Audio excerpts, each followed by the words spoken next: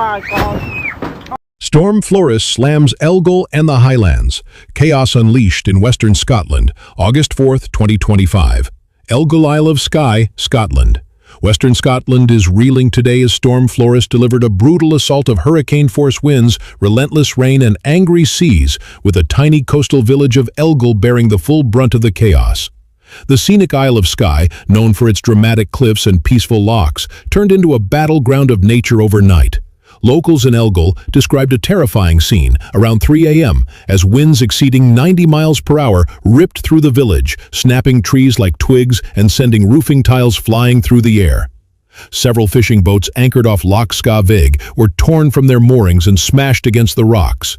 "It was like nothing I've ever seen," said Angus McRae, a retired fisherman whose croft sits on a bluff above the water. "The whole house shook.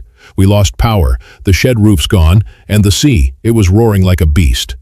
Across the Highlands, emergency services were stretched thin as Storm Floris caused flooding, landslides, and road closures. The A87 between Broadford and Elgol was blocked by a fallen tree and a rock slide, effectively cutting off access to the village for hours.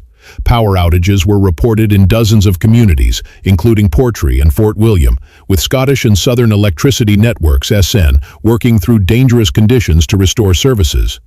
Schools across the region remained closed, and ferry services to the Inner Hebrides were suspended due to treacherous sea conditions. In the capital, Edinburgh, winds were less severe, but still managed to bring down trees and disrupt train service north of the Forth. Meteorologists say Storm Floris formed rapidly in the North Atlantic, feeding off unseasonably warm waters and tapping into an Arctic cold front. It's the strongest storm to hit Scotland in August in over a decade. Authorities are urging residents to stay indoors, avoid travel unless absolutely necessary, and to check on vulnerable neighbors. With the storm expected to weaken by tomorrow, cleanup crews are already preparing for what promises to be a long recovery. Yet amidst the chaos, the resilience of the Highland spirit shines through. Volunteers in Elgol have opened the community hall as a shelter and are already checking on isolated neighbors. "We've faced storms before," said one resident. "We'll get through this one too together."